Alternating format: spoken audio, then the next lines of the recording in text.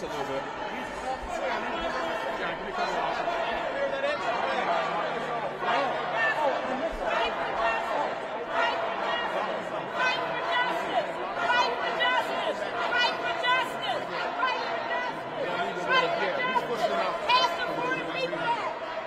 Right now, we should push them back so they don't get back. Can you pull how her showing things?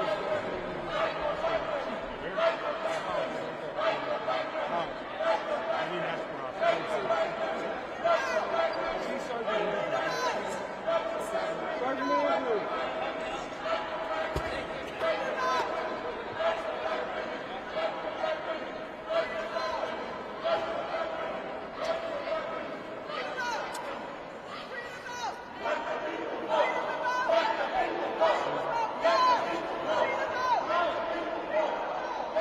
Today I come to say thank you. Thank you for allowing me to join this platform with you.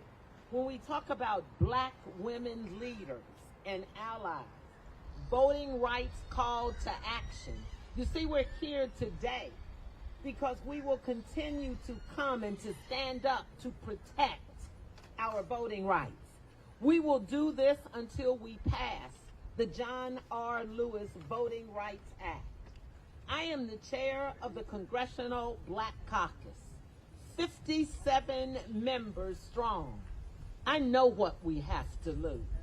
We have everything to lose, and we need you.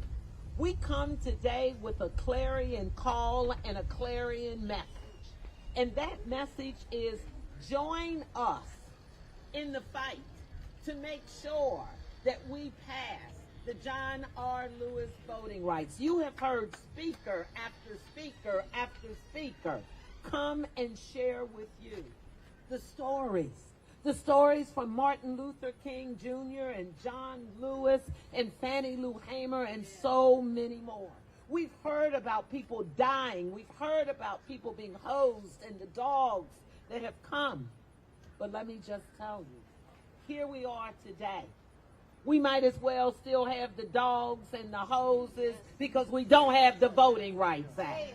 And that's why we need to march in these streets. We need to march as those who were followers of Martin Luther King and John Lewis. We need to march with those who are with the labor movement. We need to march with the brothers and sisters in the LGBTQ community. We need to march with the Black Lives Matter. We need to march with the Panhellenic and the Delta Sigma Theta Sorority Incorporated.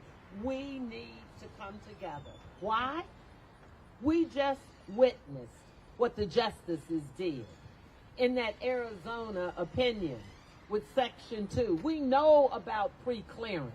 I don't have to walk you through it. We know those in those southern states lived through it in 1965 and before. And let me just tell you something. We're living it again in 2021. We know that if we don't stand up for justice, justice won't be received. Here we are, 56 years after the passage of the Voting Rights Act of 1965, still under attack. Still state legislatures are working overtime. Do I need to remind you about Texas? Do I need to remind you of the brothers and sisters who left there to come here and to go other places? Well, let me just say this. Thank you. Thank you to those black leaders for standing up. So if you want to model something, if you want to ask what black folks are doing for the voting rights, then look at what those individuals did in the State House. Look at what we're doing today in the Congressional Black Caucus, joining strong with this movement with black women leaders. Let me just say, we are demanding justice. And it's going to go beyond the hollow grounds we stand on here today. We're going to march across the street. We're going to take over those grounds at the Senate to send them a message. And that message is, we want the John R. Lewis voting rights brought to the Congress. We want it passed in the Senate. We want to march it up to the White House where our president can sign it. If we're going to build back better, What a better way to start than with the John Lewis Voting Rights Act. So lastly, strong women, black women, anchored by you all, and brothers. I say thank you. Thank you for standing with me. Thank you for standing with the Congressional Black Caucus. We've got leaders here. So when you talk to America in your neighborhoods and in your communities, you tell them that the young sisters in the streets stood with us. You tell them the young brother who spoke right before me was out here speaking. So you see, it's not generation. You see, it's every generation. His children and grandchildren and those yet unborn are affected. I brought two bad sisters with me today. I said, I hope today I can get arrested. I got a young attorney out here that's the director of member services for the Congressional Black Caucus. I got a young sister that's a fighter for justice that works in my office as my scheduler, and she's always saying to me every morning, continue to fight, Congresswoman. You're fighting for me. So that's what today is about. It's fighting for everyone. It's fighting for justice. It's fighting for you.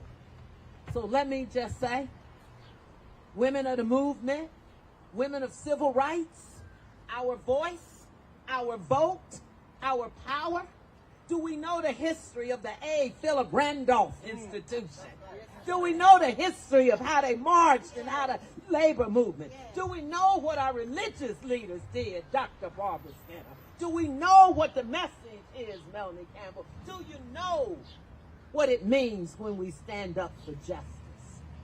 It means we're standing up for you.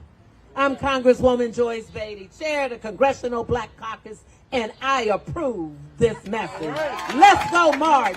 Let's go for justice. Let's go let the people know our vote counts. Our vote matters, because the time is now to go get into some good trouble. Good trouble.